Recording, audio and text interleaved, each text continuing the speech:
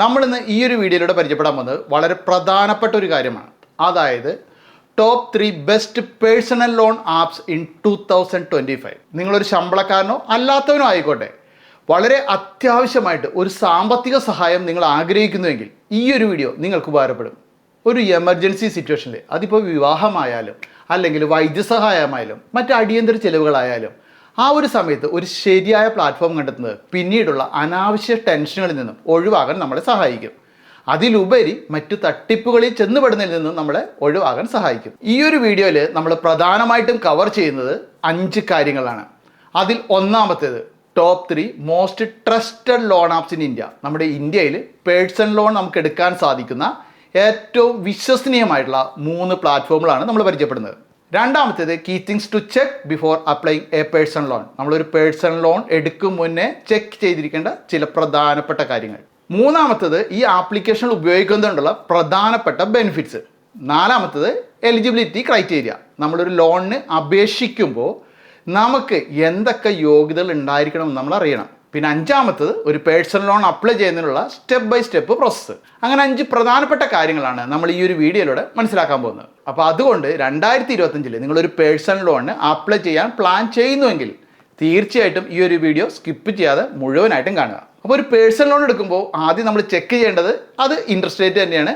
നമുക്ക് ഭാവിയിൽ അടയ്ക്കേണ്ട EMI നമ്മളെ കൊണ്ട് ഒതുങ്ങുന്നതാണോ, റീസണബിൾ ആണോ നമ്മുടെ ഇപ്പോഴത്തെ ഇൻട്രസ്റ്റ് റേറ്റ് എന്ന് നമ്മൾ ചെക്ക് ചെയ്തിരിക്കണം.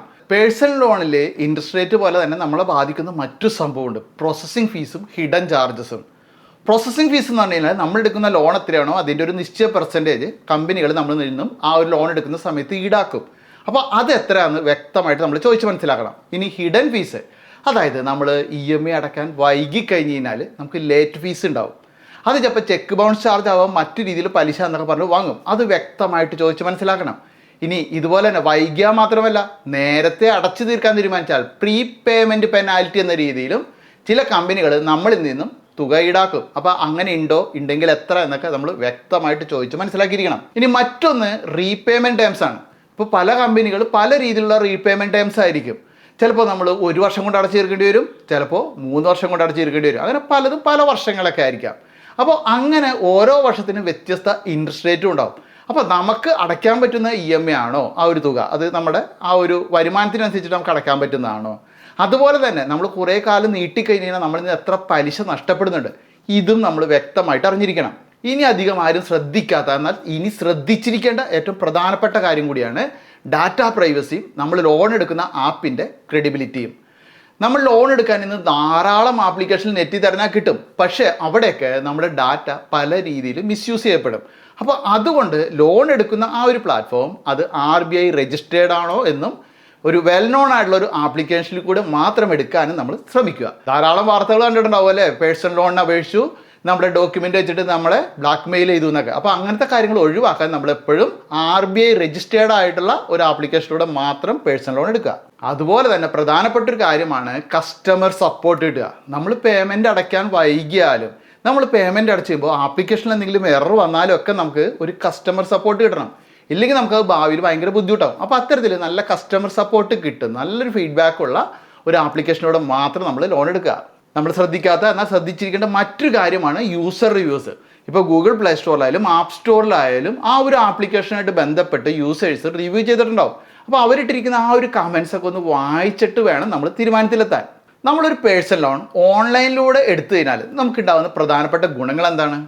അതിൽ ഒന്നാമത്തേത്, നമുക്ക് വളരെ ഇൻസ്റ്റൻ്റായിട്ട് ലോണിന് അപ്രൂവൽ കിട്ടും. അങ്ങനെ അപ്രൂവൽ കിട്ടുക മാത്രമല്ല, ആ ഒരു തുക, അപ്രൂവൽ കിട്ടിയ തുക വളരെ എളുപ്പത്തിൽ തന്നെ നമ്മുടെ ബാങ്ക് അക്കൗണ്ടിലേക്ക് ക്രെഡിറ്റ് ആവുകയും ചെയ്യും, ചിലപ്പോൾ മിനിറ്റുകൾക്കുള്ളിൽ തന്നെ. അതാണ് ഓൺലൈനിലൂടെ ഒരു പേഴ്സണൽ ലോൺ എടുക്കുന്നതിൻ്റെ പ്രധാന ഗുണം. 100% പേപ്പർലെസ് ആയിരിക്കും ഈ ഒരു പ്രോസസ്സ്. എല്ലാം നമ്മുടെ ഫോണിൽ കൂടി തന്നെ ആ ഒരു ഡോക്യുമെൻ്റൊക്കെ സ്കാൻ ചെയ്ത് കൊടുത്താൽ മതി, നമുക്ക് ഇൻസ്റ്റൻ്റായിട്ട് അപ്രൂവൽ കിട്ടും. അപ്പോൾ അത്തരത്തിൽ ഫാസ്റ്റാണ്, ഓഫീസുകൾ നമ്മൾ കയറി ഇറങ്ങണ്ട. പിന്നെ ഡോക്യുമെൻറ്റേഷൻ്റെ കാര്യം നോക്കിയാലും വളരെ ഒരു മിനിമൽ ഡോക്യുമെൻറ്റേഷൻ ആയിരിക്കും. അതായത് പാൻ, ആധാർ കാർഡ്, പിന്നെ നമ്മുടെ എന്തെങ്കിലും ഇൻകം പ്രൂഫ്, ഇത്രയും കൊടുത്താൽ മതിയാവും. ഓൺലൈനിലൂടെ ഒരു പേഴ്സണൽ ലോൺ എടുക്കുമ്പോൾ നമ്മുടെ ലോൺ എമൗണ്ടും അതുപോലെ തന്നെ തിരിച്ചടവും ഇതൊക്കെ തന്നെ വളരെ ഫ്ലെക്സിബിൾ ആയിരിക്കും. നമ്മുടെ ഇഷ്ടാനുസരണം, നമ്മുടെ റിക്വയർമെൻറ്റ് അനുസരിച്ചിട്ട് നമുക്ക് അവിടെ സെലക്ട് ചെയ്യാൻ സാധിക്കും. അതുപോലെ തന്നെ നമ്മുടെ ആ ഒരു ക്രെഡിറ്റ് പ്രൊഫൈൽ അനുസരിച്ചിട്ട് അവിടെ പ്രീ അപ്രൂവ്ഡ് ഓഫേഴ്സ് ഉണ്ടാവും. അപ്പോൾ അതൊക്കെ എളുപ്പത്തിൽ നമുക്ക് സെലക്ട് ചെയ്ത് അപ്ലൈ ചെയ്യാൻ സാധിക്കും.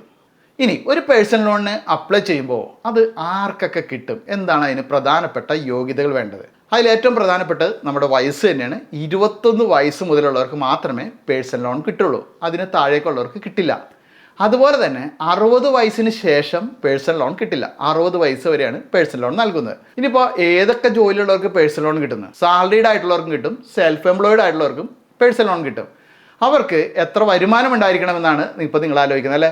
ഒരു 15,000 മുതൽ 20,000 രൂപ വരെയൊക്കെ മിനിമം വരുമാനം ഉണ്ടെങ്കിൽ അവർക്ക് പേഴ്സണൽ ലോൺ കിട്ടും.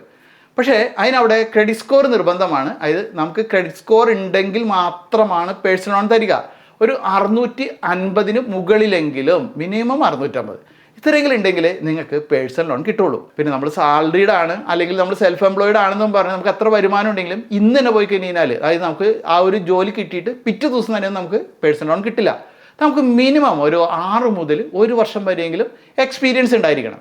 പിന്നെ വേണ്ടത് നമുക്ക് വളരെ ആക്റ്റീവായിട്ടുള്ള ഒരു ബാങ്ക് അക്കൗണ്ട് വേണം. അതുപോലെ നമ്മൾ ഇന്ത്യയിൽ തന്നെ താമസിക്കുന്നതായിരിക്കണം, NRI ആയിരിക്കരുത്. പിന്നെ നമുക്ക് പാൻ കാർഡ് നിർബന്ധമാണ്, ആധാർ നിർബന്ധമാണ്, എന്തെങ്കിലും നമ്മൾ ഇൻകം പ്രൂഫും കൊടുക്കേണ്ടി വരും. ഇത്രയുമാണ് ആവശ്യം. ഇപ്പോൾ നമ്മളൊരു പേഴ്സണൽ ലോൺ എടുക്കുമ്പോൾ നമ്മൾ അറിഞ്ഞിരിക്കേണ്ടതും ശ്രദ്ധിച്ചിരിക്കേണ്ടതുമായുള്ള കുറേ കാര്യങ്ങൾ മനസ്സിലാക്കി. ഇനി എന്തെങ്കിലും വിട്ടുപോയിട്ടുണ്ടെങ്കിൽ നിങ്ങൾ അതൊന്ന് കമൻറ്റ് ഇടണോട്ടെ, ചിലപ്പോൾ നിങ്ങൾക്കും എന്നേക്കാൾ കൂടുതൽ അറിവുണ്ടായേക്കാം. ഇനി നമുക്ക് മെയിൻ സബ്ജക്റ്റിലേക്ക് വരാം. അതായത് top 3 best personal loan apps in 2025.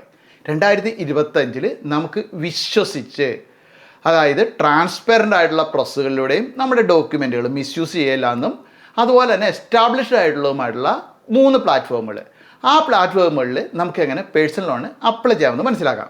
Top 3 best personal loan apps in 2025 എന്ന് പറയുന്ന ഈ ഒരു സബ്ജക്റ്റിൽ നമ്മൾ ആദ്യം പരിചയപ്പെടാൻ പോകുന്ന ലോൺ ആപ്ലിക്കേഷൻ എന്ന് പറയുന്നത് അത് മണി കൺട്രോൾ ആണ്. അപ്പോൾ ഇതിൻ്റെ ആപ്ലിക്കേഷൻ ഇൻസ്റ്റാൾ ചെയ്യുന്നതും വേണ്ട, നമ്മൾ വീഡിയോയുടെ താഴെ അതുപോലെ ഡിസ്ക്രിപ്ഷനിലും ലിങ്ക് കൊടുത്തിട്ടുണ്ട്, ജസ്റ്റ് അതിൽ ക്ലിക്ക് ചെയ്യുക. ആപ്ലിക്കേഷൻ ഇൻസ്റ്റാൾ ചെയ്യാൻ പറയുമ്പോൾ കണ്ടിന്യൂ എടുക്കുക, നമ്മൾ ബ്രൗസറിൽ തന്നെ തുടരാൻ വേണ്ടിയിട്ട്. എന്നിട്ട് ബ്രൗസറിൽ തന്നെ നമുക്ക് ലോണിന് അപ്ലൈ ചെയ്യാം. എന്നിട്ട് കിട്ടിക്കഴിഞ്ഞാൽ മാത്രം നമ്മൾ ബാക്കി ഇതിന് ആപ്ലിക്കേഷൻ ഇൻസ്റ്റാൾ ചെയ്താൽ മതി. അപ്പോൾ നമ്മളവിടെ ചെല്ലുന്ന സമയത്ത് നമുക്ക് ആദ്യം ചെക്ക് ഓഫേഴ്സ് എന്ന് പറഞ്ഞ് ഒരു ബട്ടൺ ഉണ്ട്, ജസ്റ്റ് അത് സെലക്ട് ചെയ്യുക. എന്നിട്ട് നിങ്ങളുടെ ആധാറും പാനുമായിട്ട് ലിങ്ക് ചെയ്തിരിക്കുന്ന മൊബൈൽ നമ്പർ തന്നെ അവിടെ എൻ്റർ ചെയ്ത് കൊടുക്കുക.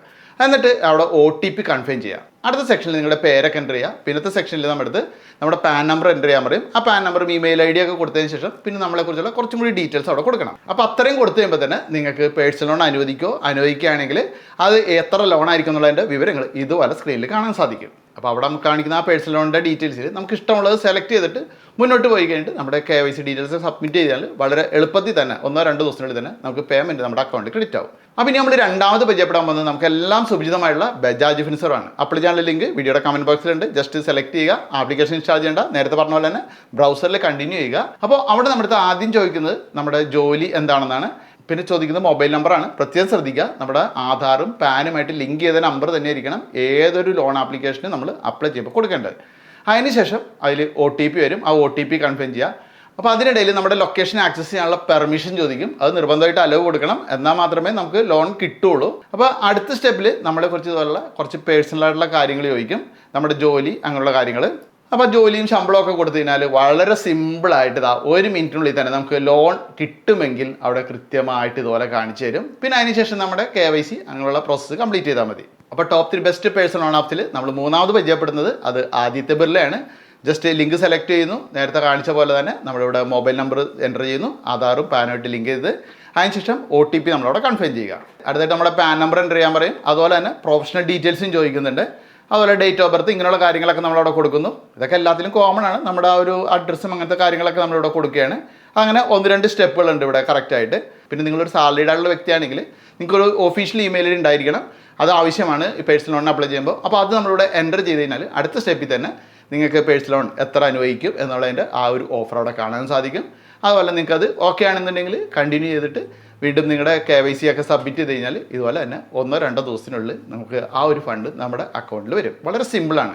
അപ്പോൾ ഇത്രേ ഉള്ളൂ. എന്തായാലും ഞാനിവിടെ 3 ആപ്ലിക്കേഷൻ പരിചയപ്പെടുത്തി. അപ്പോൾ ഈ ആപ്ലിക്കേഷനൊക്കെ വളരെ ആവശ്യമെങ്കിൽ മാത്രം നമ്മൾ ഉപയോഗിക്കുക. കാരണം എന്ന് വെച്ച് കഴിഞ്ഞാൽ കുറച്ച് ഇൻട്രസ്റ്റ് റേറ്റ് കൂടുതലായിരിക്കും പേഴ്സണൽ ലോൺ തന്നെയാണ്. കാരണം അധികം ഡോക്യുമെൻറ്റ്സ് ഒന്നും വേണ്ട, വളരെ മിനിമലായിട്ടുള്ള ഒരു ഡോക്യുമെൻറ്റ്സ് മാത്രം ഇവിടെ കളക്ട് ചെയ്യുന്നുള്ളൂ, വളരെ ഇൻസ്റ്റൻ്റ് ആണ്. അപ്പോൾ അങ്ങനെയൊക്കെയുള്ള കാര്യങ്ങൾ കൊണ്ട് തന്നെ പലിശ കൂടുതലായിരിക്കും. അപ്പോൾ ആവശ്യമെങ്കിൽ മാത്രം എടുക്കുക. പിന്നെ അപ്പോൾ ഈ പേഴ്സണൽ ലോണിനെ കുറിച്ച് നിങ്ങൾക്കും കുറേ പറയാനുണ്ടാവും. ചിലപ്പോൾ നിങ്ങൾ ചതിക്കപ്പെട്ടതുണ്ടാവാം, നിങ്ങൾക്ക് മറ്റ് ഏതെങ്കിലും ഫീ ഒക്കെ വന്നതുണ്ടാവാം. ഇവിടെ ഞാൻ ഫീസൊന്നും സൂചിപ്പിച്ചില്ല, കാരണം അതൊക്കെ നമ്മൾ എന്ന് വെച്ച് കഴിഞ്ഞാൽ നിങ്ങളുടെ ആ KYC ഒക്കെ സബ്മിറ്റ് ചെയ്തതിന് ശേഷം അവർ വിളിക്കുന്ന സമയത്ത് ചോദിച്ച് മനസ്സിലാക്കണം. അപ്പോൾ ഇങ്ങനെ നിങ്ങൾക്ക് കുറച്ച് എക്സ്പീരിയൻസ് ഉണ്ടാവും. അതൊക്കെ എന്തായാലും ഈ ഒരു വീഡിയോക്ക് താഴെ കമൻറ്റായിട്ട് ഇടുക. അപ്പോൾ വളരെ ശ്രദ്ധിച്ച് ആവശ്യമെങ്കിൽ മാത്രം നമ്മൾ പേഴ്സണൽ ലോണിന് അപ്ലൈ ചെയ്യുക. എന്തായാലും ഈ ഒരു വീഡിയോ കൂട്ടുകാർക്ക് ഉപകാരപ്രദമായി വരുന്നു. അപ്പോൾ മറ്റൊരു വീഡിയോയിൽ വീണ്ടും കാണാം.